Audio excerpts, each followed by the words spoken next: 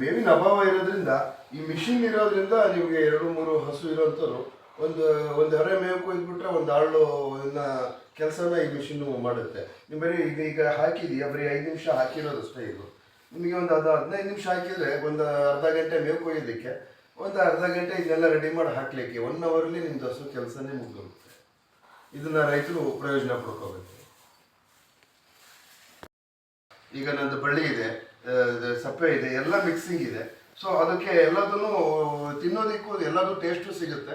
ಅದು ಯಾವುದನ್ನು ಬಿಡೋದಿಲ್ಲ. ಈಗ ಸಣ್ಣ ಸಣ್ಣ ದಂಟೇನಿದೆ, ಈ ನಾವು ಹಾಗೆ ಹಾಕಿದರೆ ಈ ಥರ ದಂಟನ್ನು ತಿನ್ನೋದಿಲ್ಲ. ಅದು ಬರೀ ಎಲೆ ತಿಂದ್ಬಿಟ್ಟು ಇದನ್ನು ಬಿಟ್ಬಿಡುತ್ತೆ.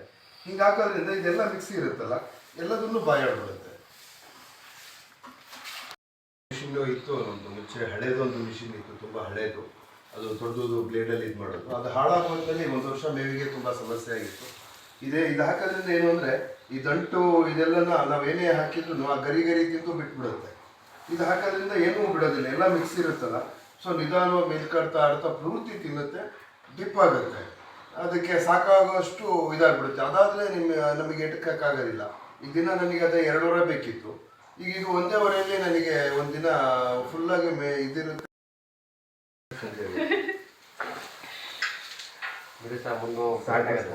ನೋಡಿ, ಇವಾಗ ಅದು ಫುಲ್ ನಾವು ಮೇವು ಹಾಕೋ ಬದಲು ಈ ತರ ಅವರು ಕಟ್ ಮಾಡಿ ಹಾಕೋದ್ರಿಂದ ಹಸು ಎಲ್ಲದನ್ನು ತಿಂದು ಯಾವುದೇ ರೀತಿ ವೇಸ್ಟೇಜ್ ರೈತರಿಗೆ ಆಗೋದಿಲ್ಲ. ತುಂಬಾನೇ ಸದುಪಯೋಗ ಆಗುತ್ತೆ. ಮತ್ತೆ ಮೇವಿನ ಬಳಕೆ ಕಡಿಮೆಗೆ ಸಾಕಾಗ್ಬಿಡತ್ತೆ.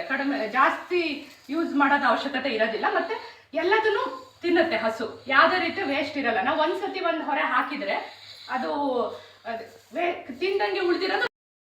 ಇದನ್ನ ತಗೊಂಡಿದ್ದಕ್ಕೆ ಒಕ್ಕೂಟದಿಂದ ಅವರಿಗೆ 15,000 ಸಬ್ಸಿಡಿ ರೂಪದಲ್ಲಿ ಫ್ರೀಯಾಗಿ ಅವರಿಗೆ ಸೌಲಭ್ಯ ಸಿಗ್ತಾ ಇದೆ ಶಿವಮೊಗ್ಗ ಹಾಲು ಒಕ್ಕೂಟದಿಂದ. ಇದು ಚಾಪ್ ಕಟರ್ಗಳಲ್ಲಿ ಬೇರೆ ಬೇರೆ HP ಚಾಪ್ ಕಟರ್ಗಳು ಸಿಗುತ್ತೆ. ಅದರಲ್ಲಿ ನಮ್ಮ ಸಾಸ್ಲು ಗ್ರಾಮದ ಶಿವರಾಜ ಹಾಲು ಉತ್ಪಾದಕರು ಅವರ ಹತ್ರ 4 ಹಸು ಇರೋದ್ರಿಂದ 3 HP ಅವರಿಗೆ ಸಾಕಾಗುತ್ತೆ. ಹಾಗಾಗಿ ಅವರು 3 HP ಚಾಪ್ ಕಟರನ್ನ ತಗೊಂಡು ಸದುಪಯೋಗ ಮಾಡ್ಕೊತಾ ಇದ್ದಾರೆ.